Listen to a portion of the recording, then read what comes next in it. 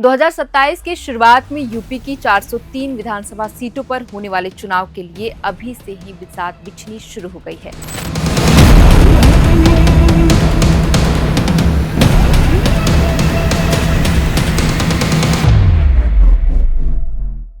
CM योगी के नेतृत्व में बीजेपी जीत की हैट्रिक लगाने की रणनीति बनानी शुरू कर दी है। इस लक्ष्य को हासिल करने के लिए राष्ट्रीय स्वयंसेवक संघ ने कमाल भी संभाल ली है। दरअसल संघ प्रमुख मोहन भागवत के यूपी दौरा खत्म होते ही आरएसएस का पूरा कैडर चुनाव के मद्देनजर अब सक्रिय हो गया है।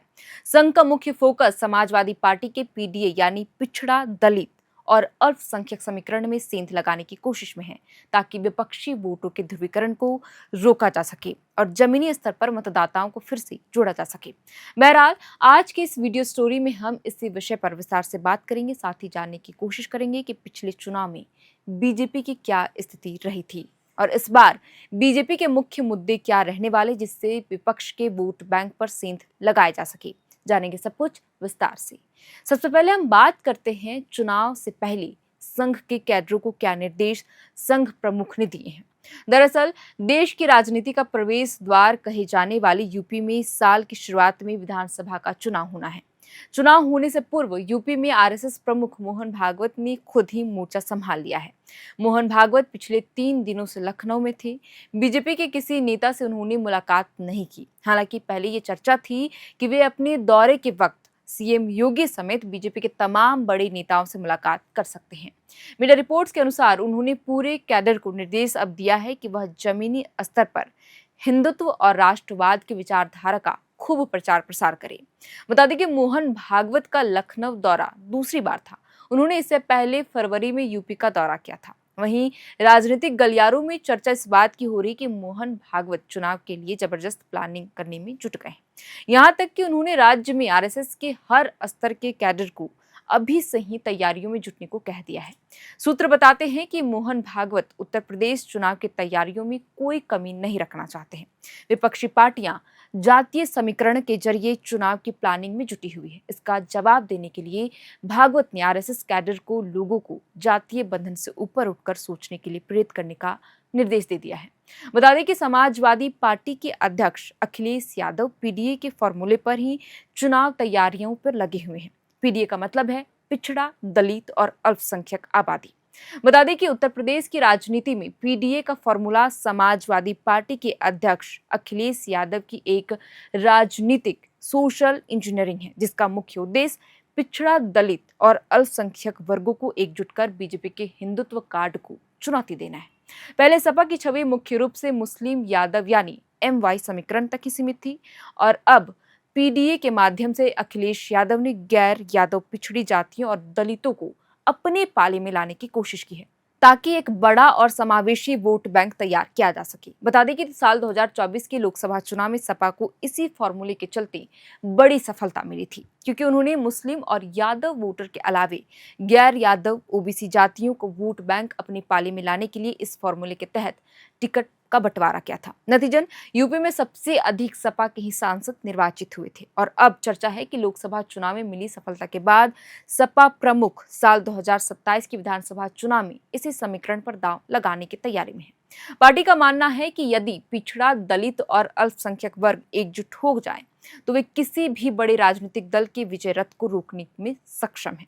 सरल शब्दों में कहे तो पीडीए अखिलेश यादव का वह चुनावी हथियार है जो समाज के वंचित और शोषित वर्गों की गोलबंदी के जरिए सत्ता वापसी का रास्ता देख रहा है।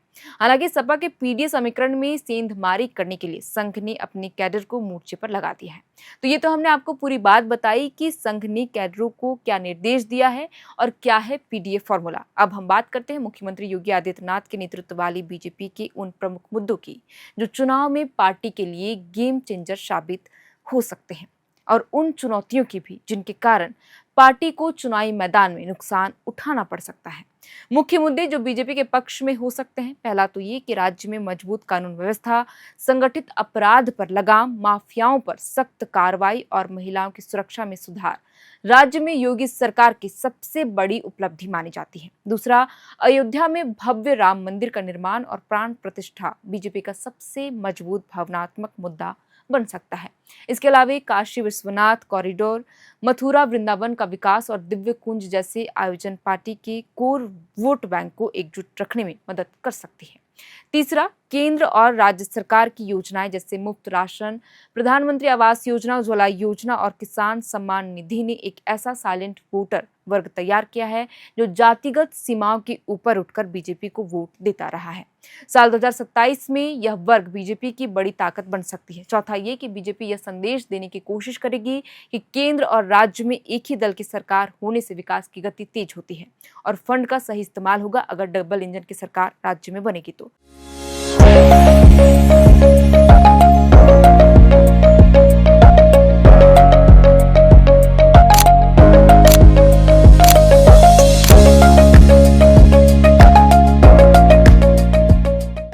यह समन्वय विकास कार्यों को जमीन पर उतारने में मददगार साबित हो सकता है। आखिरी, पांचवा, जो सबसे महत्वपूर्ण, चुनाव के मद्देनजर संघ का जमीनी स्तर पर काम शुरू कर देना, क्योंकि संघ ने अपने कैडरों को उतारकर सपा के पीडीए समीकरण में सेंधमारी की कोशिश में जुटने को कह दिया है। अब आते हैं वे कौन से फैसले हैं जिससे बीजेपी चुनाव में पिछड़ सकती है। पहला तो ये कि राज्य में बेरोजगारी और पेपर लीक का मुद्दा। पिछले कुछ समय में उत्तर प्रदेश में विभिन्न प्रतियोगिता परीक्षाओं के पेपर लीक होने और भर्ती प्रक्रियाओं में देरी के मामलों ने युवाओं और छात्रों के बीच सरकार के प्रति नाराजगी पैदा कर दी है। रोजगार के पर्याप्त अवसर अब कम हो गए हैं। संविदा या आउटसोर्सिंग नौकरियों के प्रति बढ़ता विरोध, इस मुद्दे को अब विपक्ष योगी सरकार को चुनावी मैदान में साधने की कोशिश कर सकती है। इसी मुद्दे की इसीलिए बीजेपी के लिए मुश्किलें खड़ी कर सकती है। दूसरा ये कि राज्य में लंबे समय से सत्ता में होने के कारण स्थानीय विधायकों और मंत्रियों के खिलाफ जनता में स्वाभाविक नाराजगी पैदा हो चुकी है। यहाँ तक कि नए मंत्रिमंडल के विस्तार के बाद भी पार्टी नेतृत्व में नाराजगी बढ़ने की खबर भी सामने आ चुकी है। उस दौरान खबरें ये भी आई थी कि जब मंत्रिमंडल का विस्तार हुआ था कि कई विधायकों और कार्यकर्ताओं को लगता है कि उनके वर्ग और समुदाय को कैबिनेट विस्तार में उचित प्रतिनिधित्व नहीं मिला है।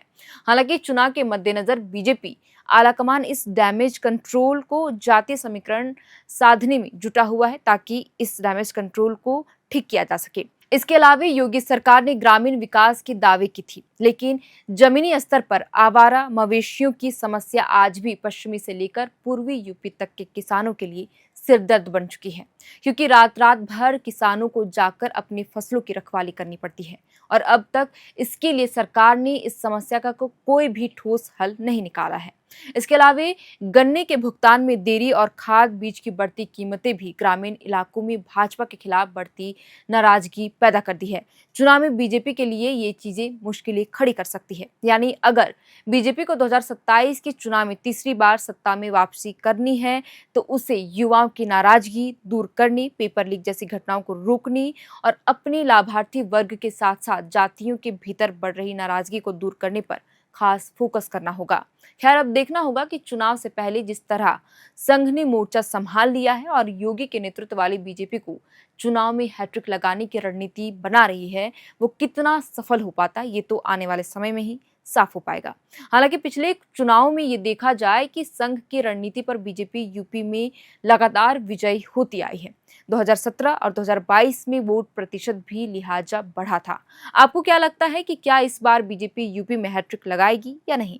आप हमें अपनी राय कमेंट बॉक्स पर लिखकर जरूर दें। आप देख रहे थे यार नाउ, मेरा नाम है शायरतन और कैमरे के पीछे मौजूद है हमारे सहयोगी अभिषेक मुकुंद। यूपी चुनाव से जुड़ी जो भी नई अपडेट आएगी, राजनीति से जुड़ा हुआ या फिर कोई भी और अपडेट, तो हम आपके साथ जानकारी जरूर साझा करते रहेंगे। बहुत बहुत शुक्रिया। When performance matters, pressure is not a problem. At Duraplast, we manufacture high-strength FRP pressure vessels designed for durability, safety, and long-term performance. Built with advanced fiber reinforcement technology, our vessels offer exceptional tensile strength while remaining lightweight and corrosion-resistant.